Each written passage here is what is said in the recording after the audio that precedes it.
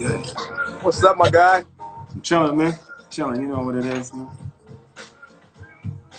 Chilling, man. Chilling. What's How you good with you? feeling How's everything today? going? How was your weekend? Oh man, blessed. Just chilling, man. Not too much really going on. Just trying to stay safe and out of the way. How about yourself?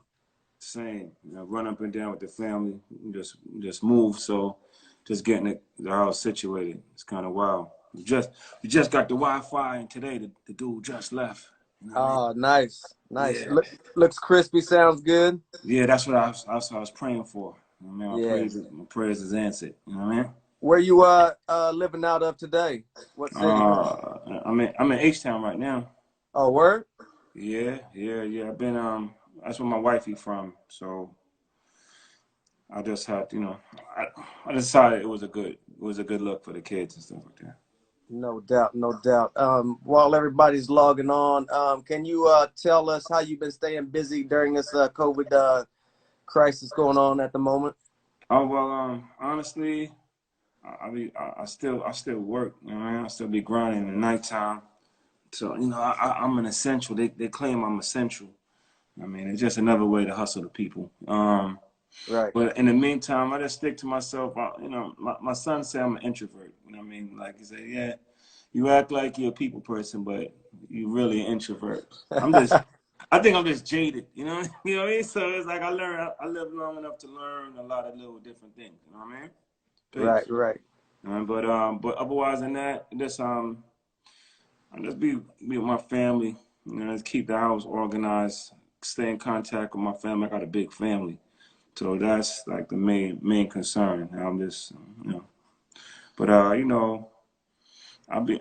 actually I learned about you during these times. I just tapped into hip hop on a heavier scale, I think, and what the COVID really did was put everybody online on one Yeah, space.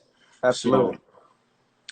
so I was able to reconnect and just get out the box.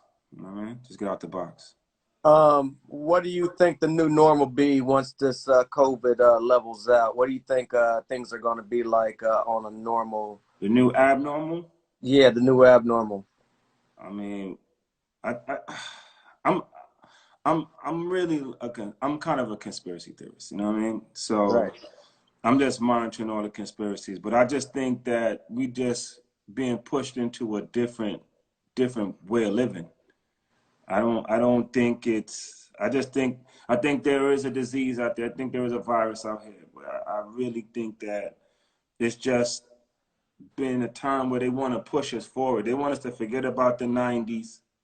They want us to forget about all of that, and they want us to go someplace else. You know what I mean? So it's like more control. You know what I mean? More control, more in your pockets. We in a cashless society right now. If we know it or not. Right. Um, so I'm just really watching it for the kids. I mean, I, I, I'm a Generation X person, so I lived to see what we always heard was going to happen. Right.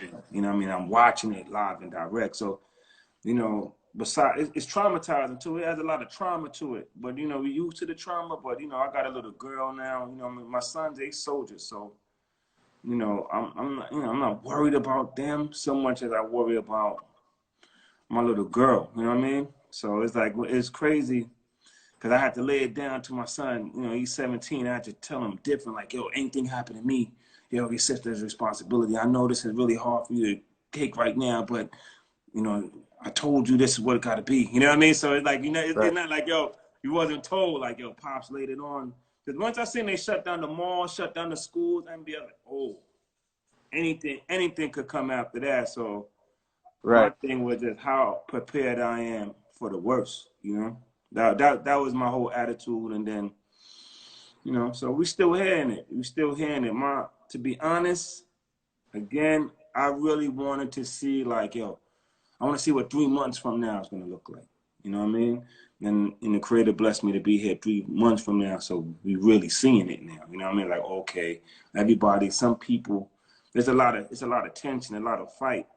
You know what I mean? Because it's like some people like, yo, we need to stay awake. And some people are like, oh, let's try to go back to what it was. But it's never going to be that. You know, once you're awake, you can't go back to sleep in that kind of way. You know what I mean?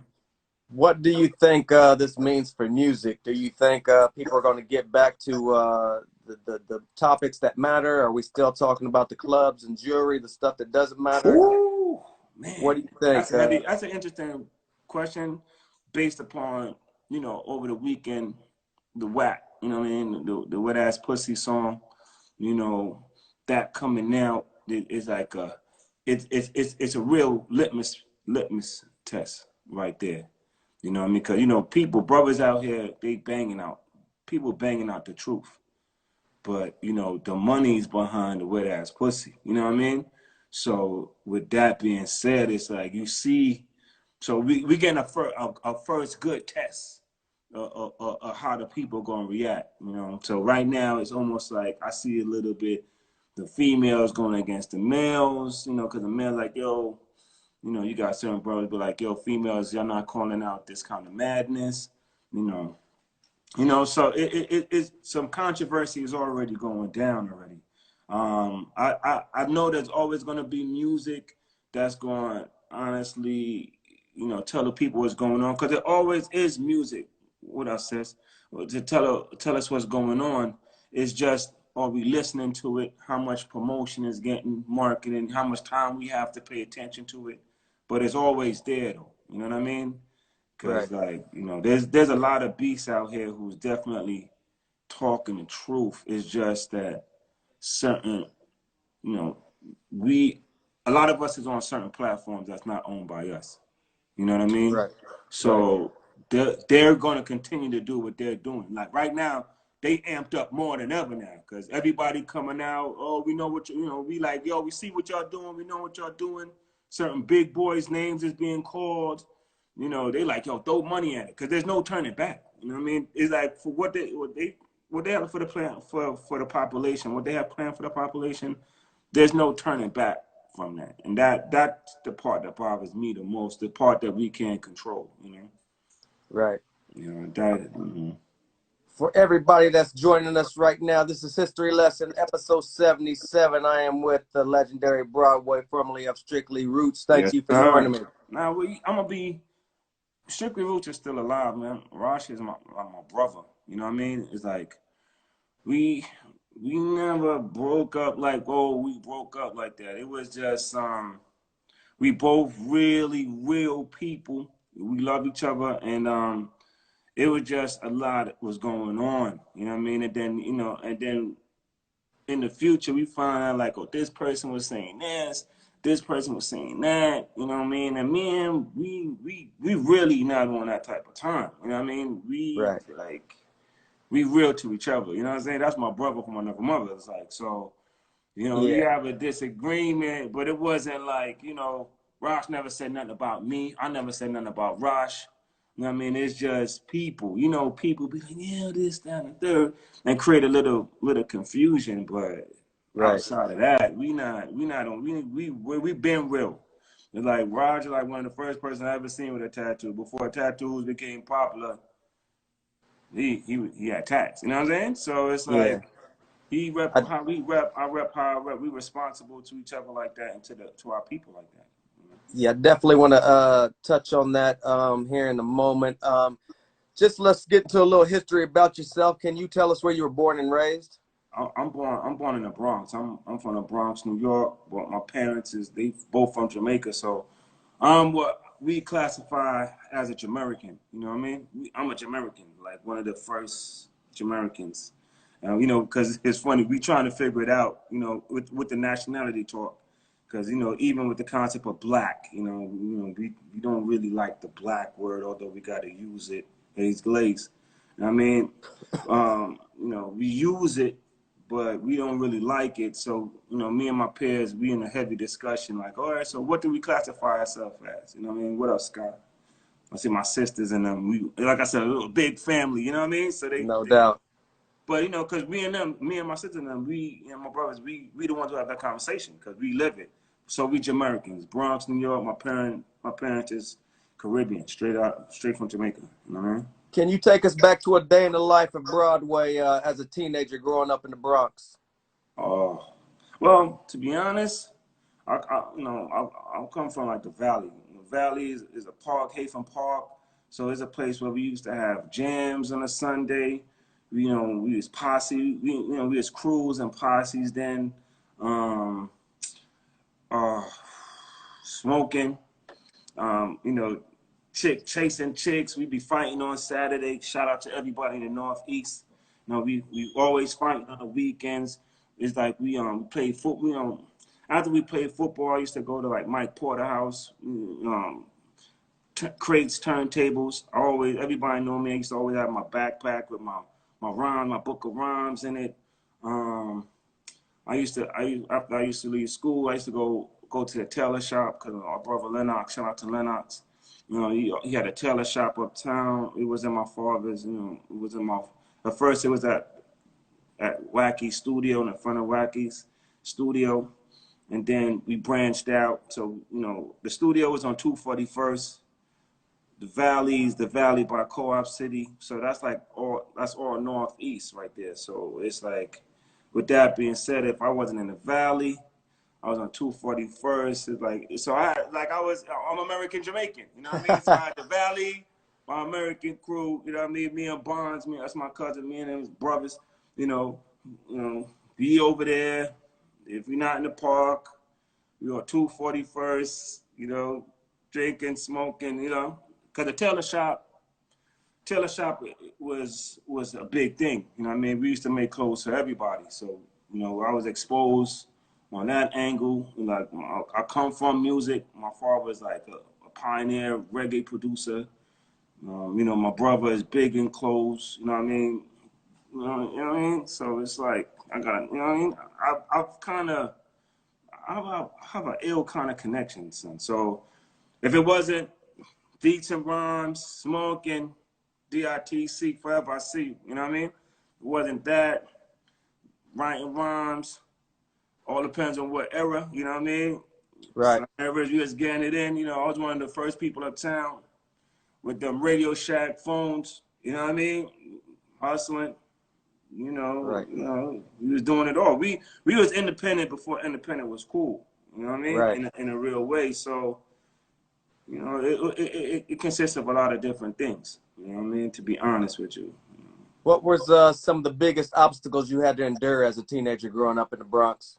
Oh man, coming back after I got my jaw broken. You know what I mean? My ego was really crushed. You know what I mean? Because at that time we was on top of the world, feeling untouchable.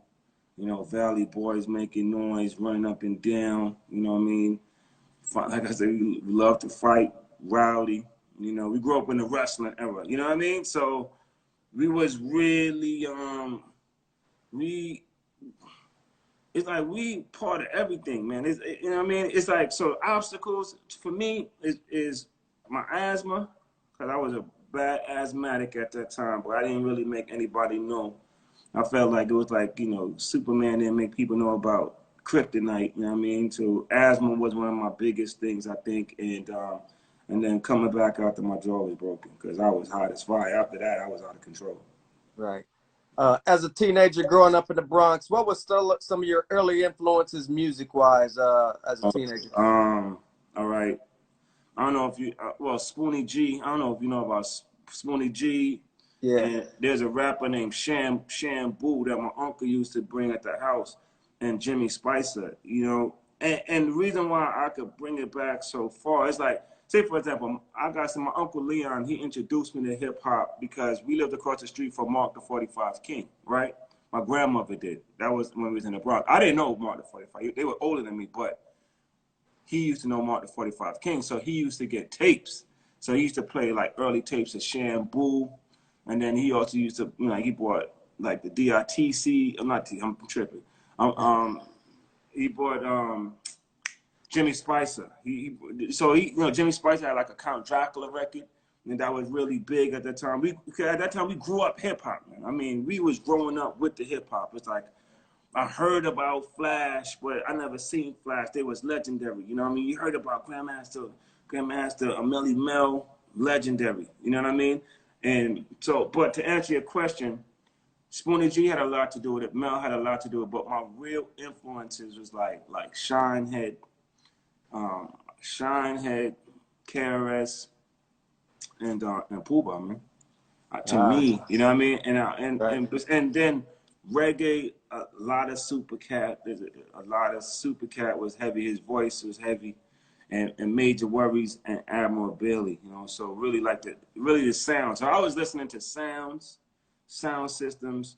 Meantime, I was listening to hip hop. You know what I mean? So I was just incorporating everything how I felt it, you know what I mean, like in a Jamaican style. So a lot of times when I was rhyming, I was coding certain things. So when people would hear it, they'd be like, "Oh, that kid gotta have some type of Caribbean roots or background, something like that." You know what I mean? Gotcha. Being from the Bronx, what was some of the earliest memories of hip hop that you seen firsthand on the block, or maybe? The first, well, let's see, first hand, I would have to say like being in the park. You know what I mean? Being in the park where the sets used to come. They would like we would have a stadium and a basketball court. You know, so with that being said, it's like I used to see people bring the turntables, the equipment, used to string up the sound. What up, love? String up the sounds. And one of my biggest influences in that park was Shinehead, man. Shinehead one time came down there with a broken arm, right? He rode his bike down there. He had a broken arm. And he got on that mic and tore it up, and I'll never forget that, man. It's like, you know, and then later on I grew to know him and stuff like that, but that Right. was like amazing, you know. But it was different crews, because back then it was just like neighborhood crews, you know. You had New Sounds, True Culture, like we used to be rhyming, you know what I mean? So it was like beats of rhymes, you know, like DMC, Big Phil. Them people influenced things, and before them, right before them, was a brother named Timmy Hall who used to be in a park, you know, and you know, so those influences, like I was influenced by the music, the culture itself. Like I grew up with it, you know what I mean? It's not Right. like, you know, we had to find it, you know what I mean? So it was different, you know, but that's what I remember. Live first powerful impact Shinehead on that microphone in the Valley Park. You know what I mean? Very dope. At what point did Broadway start to take this hip hop serious and hone his craft, putting the pen to the pad? Well, I was writing rhymes since I was Dion D. You know what I mean? So that was like fourth grade. Me, Cyril, Alvin. It's like so we always had crews. So I'm like I'm a youngster. Used to have my name on my shirt. Used to buy the letters and press it on. Have the leads. You know what I mean? It's like so Right. we started early. Like we in third grade, fourth grade. So my first rhyme like my name is Love D, the MC with power of MC. Like you know what I mean? So it's like that's I've been rhyming. My first actual record was a reggae record. Funny enough, you know what I mean? There's a legendary singer named Sugar Minott, you know what I mean?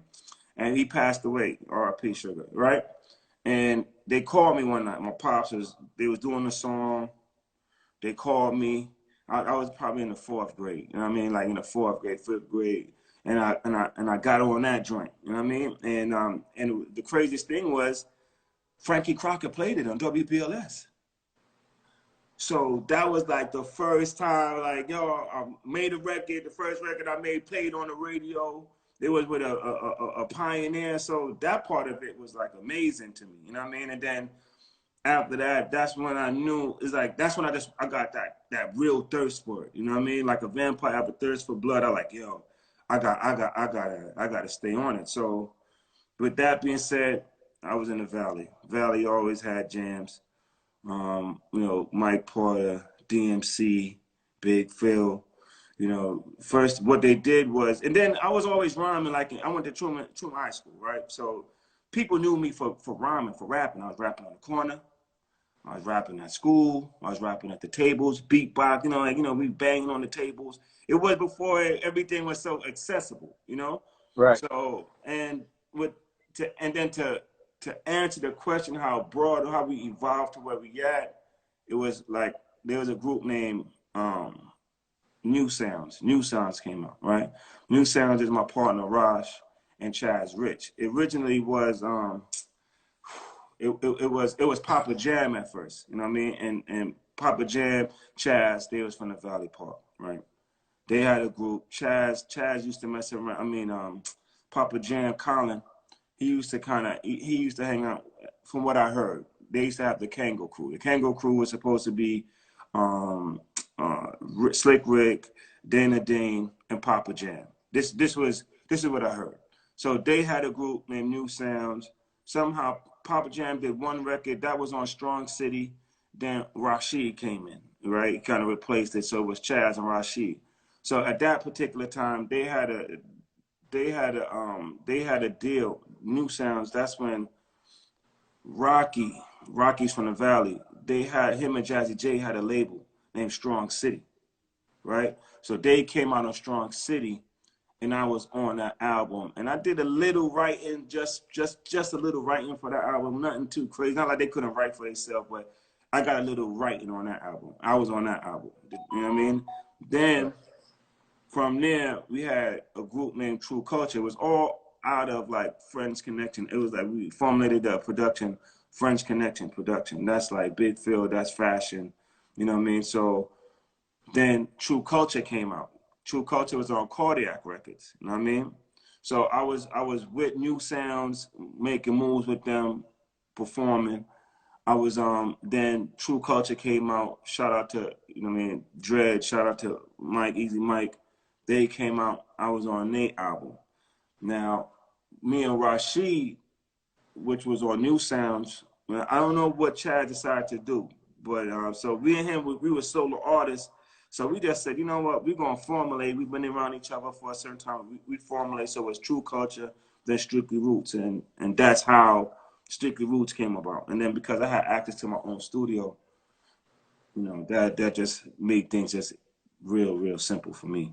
You know what I mean? I was able to just be like, yo, we're gonna get the studio, we formulated concepts and how we wanted to represent. We had two examples of how we represented, you know what I mean? And then that came, and then Broadway evolved out of that Strictly Roots movement. You know what I mean? Going back to the Strictly Roots situation, what kind of dues did you guys pay earlier on? What do you mean?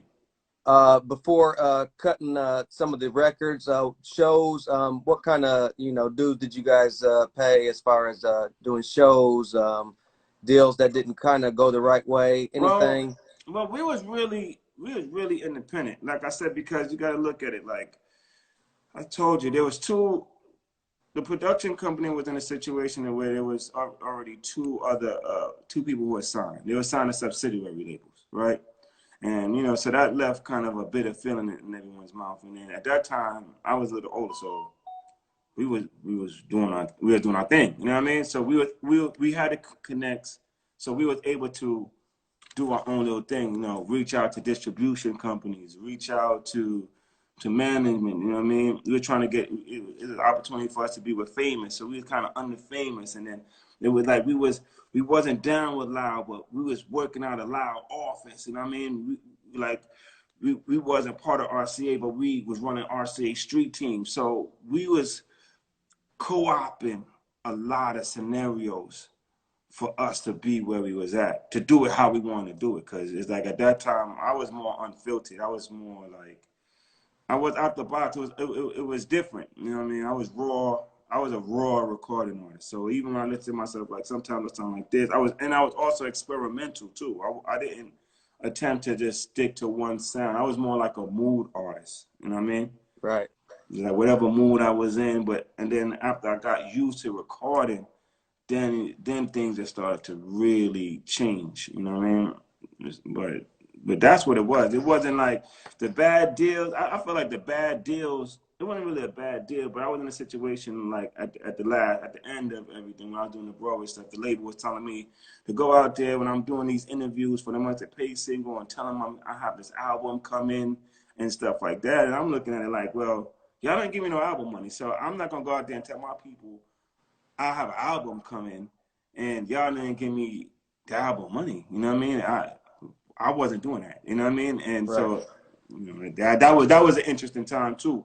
But we was independent, man. We was really like independent. We pressed up our records because we knew what to do. I told you my pops was his own studio You used to get cut stampers, take the stampers and get it pressed. So we had the opportunity to use the knowledge that we had and do it ourselves. And then Biggs had us distribute in with, like, because at that time there was big there was distributors, regional distributors. I forgot the name of them, but so we was to just, so all we had to do was solicit it to them, go out there and promo our records, and that's what we would do. You know what I mean? So it wasn't like a bad deal scenario for me per se. Raj, he was signed, like I said, he was over there at Strong City. And another time, Cardiac Records was involved with New Sounds. And what I did forget to mention, the first time I heard myself on a hip hop record was a Zulu Nation record. It was a record, a Black and I'm Proud record. You know what I mean? In a sense where one time DJ Fashion was producing a record for BAM, and it was like he was bringing different MCs in. Mm-hmm. So I ended up on a cut, and then I heard myself that, and I think Ted and them played it that night. You know what I mean? So that's the first time I heard myself on a hip hop record, like, cause it was mad versions of I'm Black and I'm Proud. Right. But when I heard myself on, I was like, oh yeah, they That's know, it. they know what time it is. So Right. that propelled it to another level too. Cause once people around me seen that, they was like, all right, we gonna make sure we get you to where you need to be. You know what I mean? So it was real customized. I was fortunate, man. I think, I'm blessed. I just give thanks for everything. You know what I mean? What did the deal consist of over at Friends Connections Productions? Well, it was our company. You know what I mean? So Okay. it was more like, Rohan made the beats.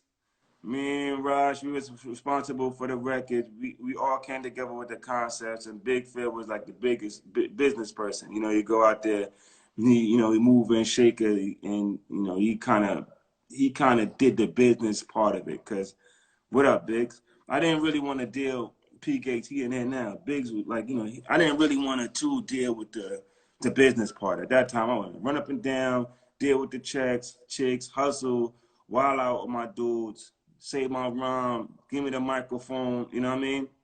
And we gonna tear it up. You know what I mean? That's how the Friends Connection thing was structured. When we get the money, we break bread with each other, and we rock like that. Was Duck the Boys and Getting It Open your first release in '92 on this label? Duck the Boys. Duck the Boys is the first release. The Police was not happy about Duck the Boys in Blue at all. You know what I mean?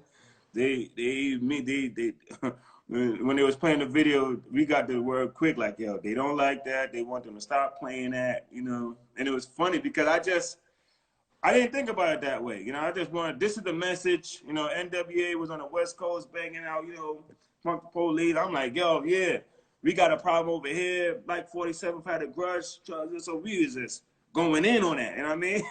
Right. That's what it was. So people loved it. It's like people loved it, but and the police hated it. So it was interesting. Right. And you see, it was relevant, because, my thing was trying to make Marley-esque kind of music, you know what I mean? So if you played it then, it was relevant then, and Marvin Gaye style, right? And you play it now, it's relevant now. Like, so when you play the music, you're like, damn, it's like, yo, that's just still going on, or it's still relevant to today. You know what I mean? So that was really the goal of Strickly Roots at the time. Like, yo, we did it nice cookie cutter this way, but this time we're gonna do it like this. You know what I mean? We're gonna represent. But you know what I mean? We holding, we hustling, we doing what we doing. But at that time, nobody really wanted. Radio wasn't really friendly. You know what I mean? But when they came in, when Rohan played the NWA joint in the building, I'm like, yo, they cursing, they doing what the hell? Oh yeah, this is our alley right here. You know what I mean? And that's how the Duck the Boys in Blue came in, and then the Getting Open was me and Ross. Like, yo, we gonna go in, we gonna show them that we nice. You know what I mean? We gonna show them that we could MC, show them that we nice. And shout out to Red Alert. Red Alert loved the joint. You know what I mean? I owe a lot to Red. I owe a lot to Ralph. You know what I mean? Them people looked out. You know what I mean? And then, you know, and then other DJs, you know, other DJs too. What up, Robo? I mean, we got some real live ones in the chats. I'm telling you, you know, No because doubt, a no lot of doubt. people is there, you know what I mean? And Right. but I feel like I owe a lot to Red. I feel like I owe a lot to Ralph, you know what I mean? Because they supported our movement. And, you know, I guess they felt like, yo, I went from the Northeast Bronx, you know what I mean? So we wasn't, people who was coming from out of there wasn't like, yo, we from the Northeast Bronx. You know, Flex is from up there, Slick Rick from up there. It's right on the border where Heavy D was from. You know, you got Jesse West right on the border over there by Mount Vernon. He was over there. You know, I know Fat Doug, he was on Uptown over there. You had Nine. Nine is another person who came to the Valley and he used to rhyme on the mic. I had a lot of, back then he was Ricochet. I had a lot of respect for Nine too. I still have a lot of respect for Nine, you know what I mean? Right. So they was like from the Northeast Bronx, but it wasn't like they were like, yo, Northeast Bronx. So it was a thing like, yo, we gonna represent this side of town, showing how we get down from where we from. You know what I mean? Right. After that first release, were the major labels now knocking on the door at you guys? Yeah, but we were so cocky at the time. You know what I mean? Because we felt like we didn't need them. You know what I mean? It was funny. You know what I mean? Because at that time, it's like when we was really bubbling, it's like we was all right. We were dealing with like specialists, especially Shabba Ranks and them people, right? So we had like Tony Kelly producing some joints for us. It's like, yo, we were like on one of the records, it's like on one of the Roots and Culture records, it was really supposed to be Shabba Ranks doing that. You know what I mean? Like Shabba Ranks Right. himself, you know what I mean? Shabba Ranks was supposed to be doing that Roots and Culture stuff, blah, blah, blah. And that's how Famous came in because he was coming through some stuff. So we was really bullying a lot of scenarios. You know what I mean? A lot. Right. It's amazing. You know, I'm telling you, son, it's amazing. But we was cocky. So when the record labels came, we was doing interviews. I was like, yo, Warren ain't my brother and all kind of crazy shit. Yo, so I was wild, you know, because just felt like we don't need them. You know what I mean? It's like Right. we could have used them, but at that time felt like we didn't need them. So it's like we had some opportunities and we just didn't. We didn't run with it. You know what I mean? We didn't Right. run with it. So that's kind of funny. You know, I don't know if it's a good or a bad thing, but you know, because then people have control over how you say what you want to say. Gavin, what up? You know what I mean? You know what you want to say. We was really not those type of people, man. It's like where we from. Like we from the V. You know what I mean? From the Valley, man. Uptown. Shout out to Northeast Bronx. You know, you got Gun Hill. Shout out to B Road. Shout out to Edenwald, Secor. You know what I mean? Boston Road, White Plains Road, Gun Hill Road, that's our area right there. Truman, Evander, Clinton, that's our area right there. Then Rosh, you know, Rosh is from LIP. You know what I mean? So I'm from the North, he's from the Bronx. So it's like we was uniting. We was uniting shit. Yo, we used to go places, man. We used to be mobbing, and it used to just be insane. We had South Bronx, North Bronx, Jamaicans, crazy shit, crazy. You know what I mean? No So doubt. at that time, I was like, yo, we don't need no niggas. And, you know, and then my brother and them was like, yo, if the deal ain't this, we don't want it, you know. So we was wilding, son. You know what I mean? And then after that, everybody, you know, a couple of years later, everybody, God, we independent. We independent. So Right. it was good to see. You know what I mean? In '93, you guys released "Beg No Friends." What was the concept behind that track, and what kind of reaction did you guys get when that dropped? Well, Beg No Friends is really a remix of a record that we did. Beg No Friends was slower, you know what I mean? Beg No Friends was the name of the EP. We put out an EP, right? So the EP was Beg No Friends.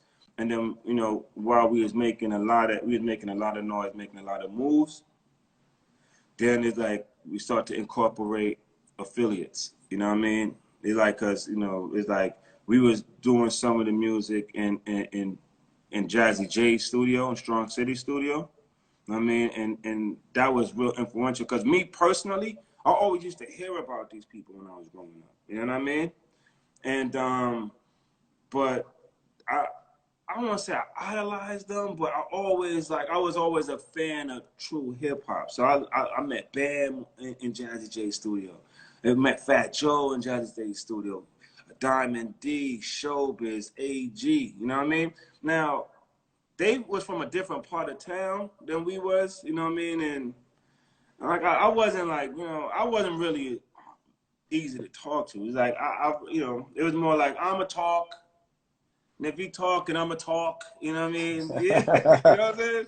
Right. But, so those affiliations, and then Grand Poobah at that time was part of Masters of Ceremony. You know what I mean? So we had some relationships. And so we had the opportunity to be like, yo, we're going to put together a song, put together the music, and then we're going to do this. And Beg No Friends, we elected Beg No Friends. Fashion made the music. We jumped in there. I was just so excited to have that type of company. I just went in there. I banged out the verse. I was, you know what I mean? Those times it's like in the DJ business, it was like, yeah, Bourgeois, you had Shabba, you know what I mean? So it was just heavy voice business. So I just went in there like, yo, I have a heavy voice too. I'm gonna just go in there and heavy up the voice, you know what I mean? So I used to go through hell, like, what the hell is he saying? Blah, blah, blah. But now niggas can hear the shit clearly. You know what I mean? Right. But it was before your time and you're doing something that's never been done before. It's like, as an artist, it's like I just did what I felt good. You know what I mean? Right. My shit was like, yo, we raw. This is how we feel. We want to give them this energy.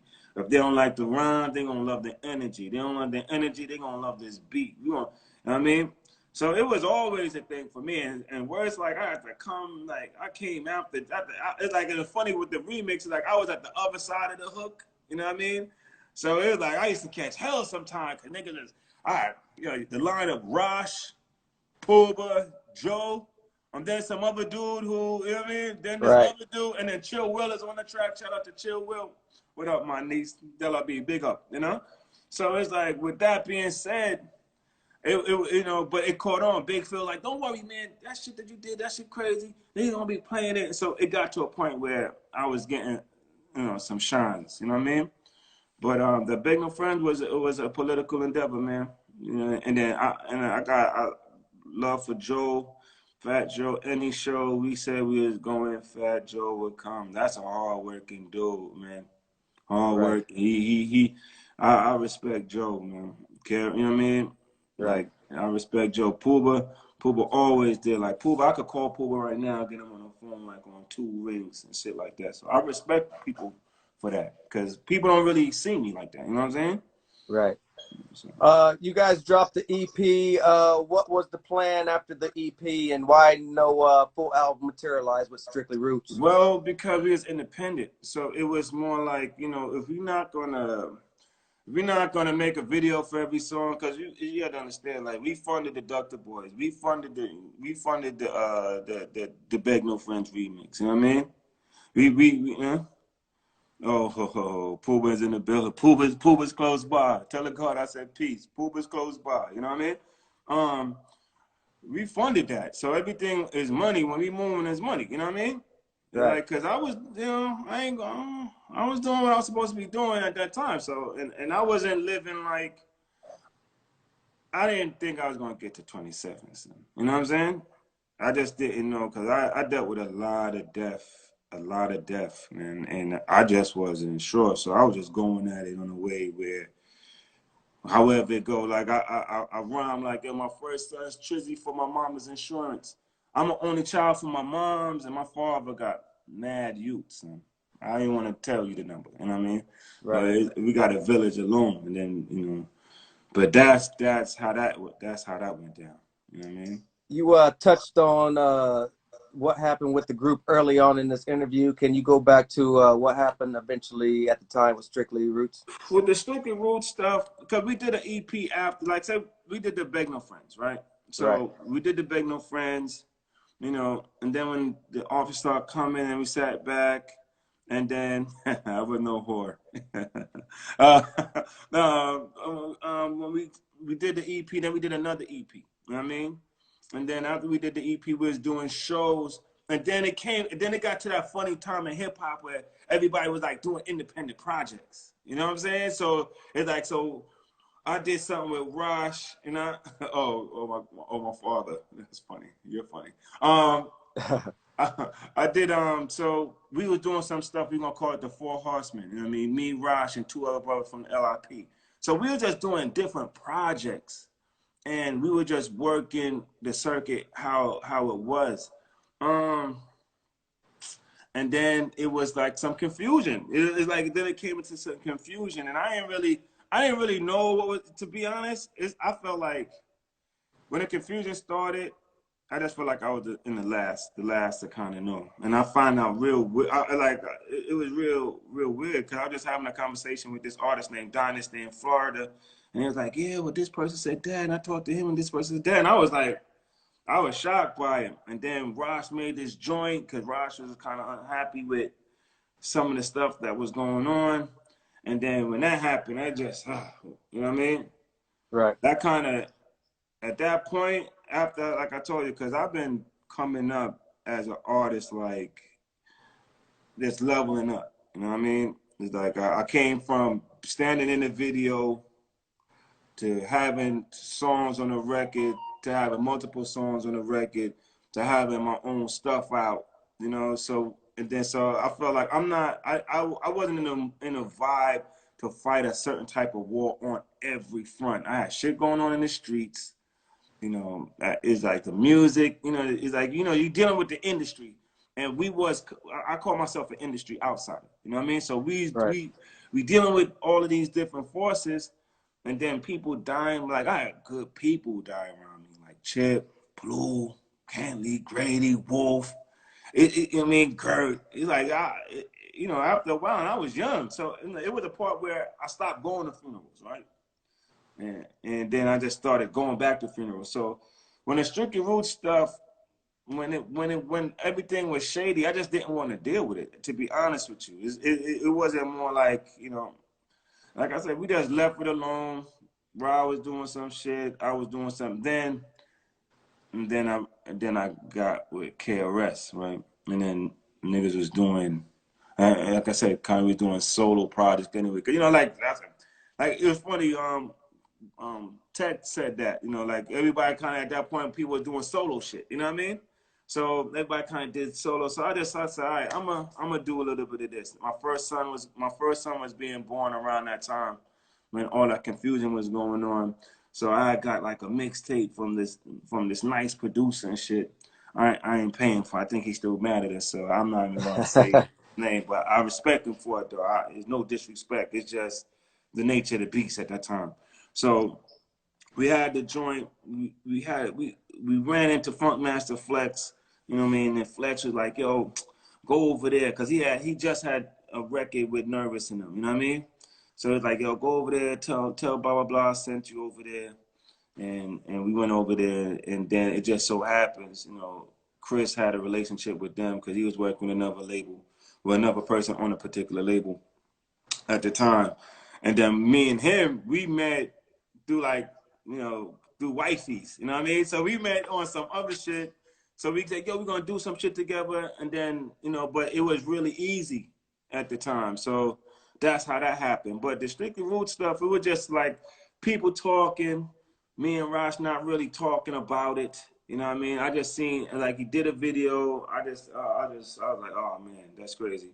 And then I just left it at that because honestly, it's like there was a lot of money invested in it, but you know, I just left it alone at that point, man. And then when we finally spoke, we realized that shit had nothing to do with him knowing me. And we just left it where it was. You know what I mean? So we were supposed to do something last year, the 25th anniversary of the Big New Friends release, but I got into an accident. Somebody ran a red light, hit my joint, so that just threw my whole shit off. You know what I'm saying? That shit threw it off. How did you find yourself over at Rec Records? Told you, Funkmaster Flex. That's Nervous and Rec is the same. Nervous and record the same thing. You know what I mean? Right. Funkmaster Flex. But you know, at that time, you know, there was a bigger independent but they was independent. So you know how they do their business, how they was doing their business. Big up to my 241st crew. You know what I mean? You know what I mean? Uh, how they was doing their business, they was doing their business, and in the middle of everything, it was just like I just didn't like it. You know what I mean? It's like, you know, like I'm in a situation, I'm like, yo, I don't really like how they dealing with them. I don't. You know, it's like I said, you know, being on a label at that time was new to me. What up, bro? You know what I mean? Was new to me. And then, you know, and then they was telling me to tell the people something that wasn't true. Like I always felt like I had to be a part of something bigger than myself. You know what I mean? Right. And I wasn't gonna get up there and lie. Like I wasn't gonna go and lie to the people for that. I couldn't do that. You know what I mean? Right. And so I guess they didn't really like that. So, you know, sometimes I had braids. So I just changed my whole image, came up there one day, and when they seen me, they just didn't even know how to talk to me. What up, Ja? You know what I mean? They didn't even know what to say, you know, because sometimes who was up there? Justo was up there. You had Justo and Chris was up there. Chris Hitman was up there. And this other, I can't really remember his name. So it's like they seen that we wasn't on what the owners was on. They seen that, you know, they understood where we was coming from. So it was just really wow. So we end up kind of selling them the second EP, and after that, you know, and then that on the B side of it, so I was pushing it like once they paid the Enjoy Yourself at that time. I felt like the Enjoy Yourself was like one of my strongest recordings. Period. You know, Right. I remember going to I remember like when we was doing some promotion, and you know, Tata came to me like, yo, once they paid is cool, but that B side is the shit. That B side is the shit. You know what I mean? Right. But you know, it was what it was at the time. You know what I mean? I just wanted to, because you got to know, it's like that time it was about rhyming skills. You know, it was you know, you had the Digging in the Crates crew. You know what I mean?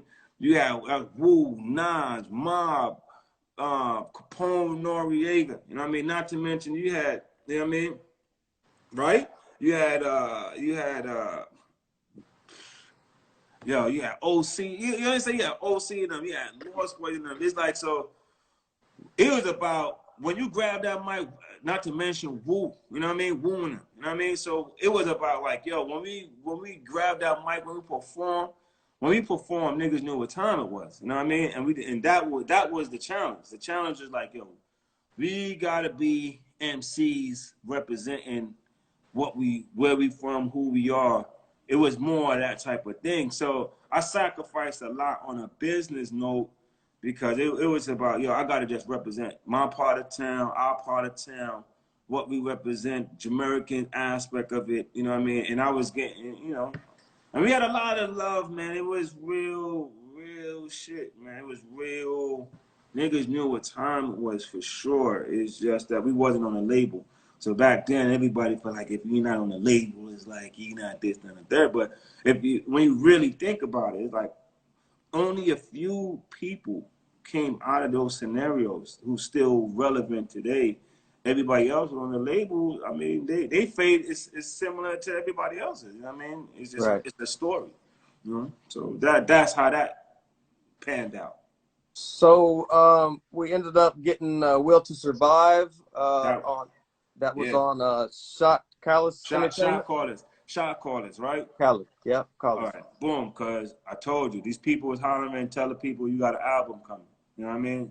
I ain't seen no album money, you know what I mean? So I ain't telling them this, that, and the third. So that was a bad relationship. But Shot Callers was another our label, independent label. This time it was like, you know, Ralph McDaniels, we came together, Ralph, Chris, Biggs, myself, and Fashion. Like, all right, we're gonna do Shot Callers Entertainment.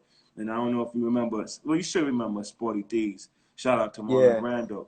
You know what I right, mean? They was affiliated with that Shot Callers movement too. You know what I mean? right, right, So they got signed after, but they was from Yonkers. You know what I mean? But Marlon, it's funny because Marlon Brando, before he even got with Sporty, he used to call me on the phone. So Marlon used to always call me, spit wine to me, and I was like, yeah, this, that, and the third. You know what I mean? So it was weird. And then when I finally met him, like, yo, it's me, Marlon. You know what I mean? Because I knew him through a female. You know what I mean? And you know, and Marlon was a good dude. It's like who would like? I made me wonder like what Sporty Thieves would have been if Marlon was alive. You know what I mean? Right. A lot of things changed because that was the era Biggie died. You know what I mean? I was out there when Big died. It was a lot of shit. You know what I'm saying? There was a lot going on, son. You know what I mean? It wasn't. It was just such a renaissance time. Right. So throughout all this time, why did we never get a full-length album from Broadway? I think I was jaded. I mean, I always made songs. You see, my thing was after that, the Will to Survive, because at the Will to Survive joint, it was really it was a lot of subs in the Will to Survive. You know what I mean? Because it was a point where I felt like certain people were subbing me. You know what I mean? So I made sure that when I put my vocals on that Will to Survive, that was another record, and Funkmaster Flex supported that record a lot. He liked that record. He like, oh yeah, Broadway, I like this one. I hear the growth in them whoop-de-whoop. So he was banging that shit out, you know what I mean? And then it was after the group situation, after the label situation, after these niggas are subbing me. So I'm making them niggas know, like, yo, life test for me no way seems fair, but every person has their own cross to bear. So I hear it, you know what I mean? These whispers in the night and secrets in my sleep, that's deep, you know what I mean? But it's deeper than the ocean. So I'll just make niggas know I was nice. You can't really fuck with this like that. You know, part of my language, but that's how I feel about it. Can't really get with it like that. Politics and bigger people back it of that, you know, y'all could run with that. But the Will to Survive was making people know, like, yo, it ain't a lack of skill why I stepped away. I call myself like the Barry Sims of the game. You know what I mean? Like, you know, Barry Sanders, right? From the Lions, right? Right. And everybody walked wondering like, yo, he was mad nice. He just walked away.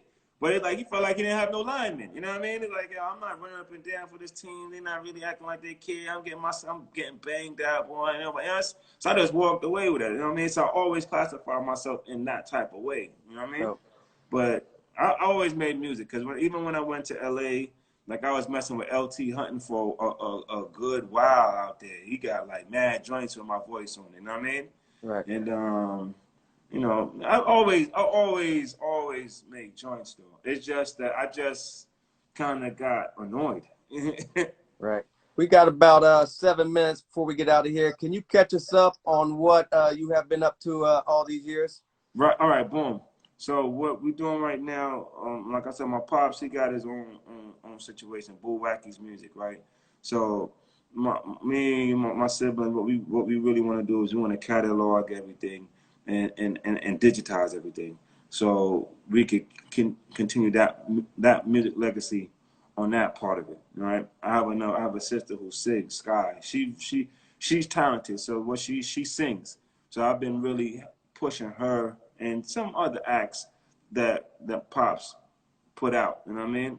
So, Right. but that's more on the reggae side. Now, me and Ross, like I said, we really were supposed to get together last year and do the 25th anniversary joint for the Bed No Friends. That didn't pan out the way we really expected. But what we're gonna do, and shout out to Millimeter Mac Films, because what my partner from Strickly Rules, what he's doing right now, he's shooting a series. You know what I mean? With Juicy. You know what I mean? So my son be in it sometimes. Shout out to Triz View. My son shoot videos, right? I mean, right now in New York. So he back on fire. Raj, you know, his daughter, you know what I mean, Eat My Beauty, she doing her thing. So we really nurturing our children, and you know what I mean? And then me and him, we're gonna get together, and our plan is to do a Strictly Roots biopic series kind of thing. You know what I mean? And but in a more modernized way. So that's what we've really been working on lately, nonetheless. And then I just have some, man, with Wifey, we have some products. You know, Wifey, she creative, so she have products that I'm gonna help her market in the digital world as well. You know, it's named after my daughter, Dion and Nicole. So it's a lot of legacy stuff and taking care of the elders more. You know what I mean? Right. Pooba gotta play Pooba himself. We're gonna get Grunzilla to play Pooba. We're gonna get his son to play it. You know what I mean? So it's really more like that type of thing. You know what I mean? More of like, we taking the information, we being responsible for the next generation. Meanwhile, now you see me talking, right? This is the first interview I personally did in years. You know what I mean? So right. that's because I decided like, all right, I'm ready to talk that talk. Ain't nobody really gonna tell our story, you know what I mean? Like how we tell it, you know what I mean? And so there's a lot of people out here doing their thing. So when I be popping up in certain places, I'm like, niggas act like they don't know what time it is. Yo, we're gonna do this, you know what I mean? We're gonna have to do it like this. And so I just been back. I just got on my cyberbully shit. You know what I mean? I'm in the building.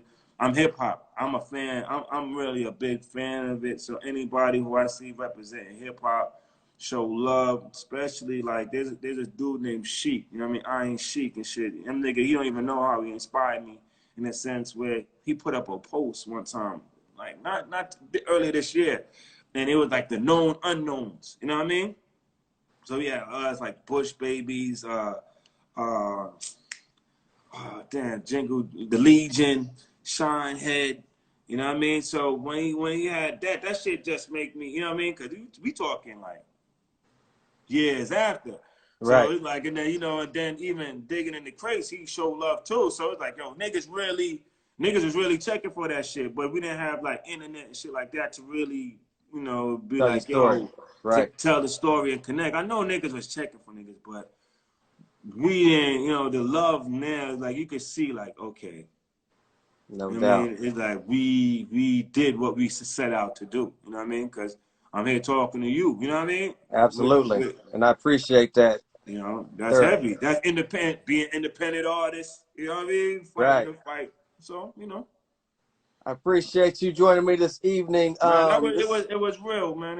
I was like I said, I was looking forward to it.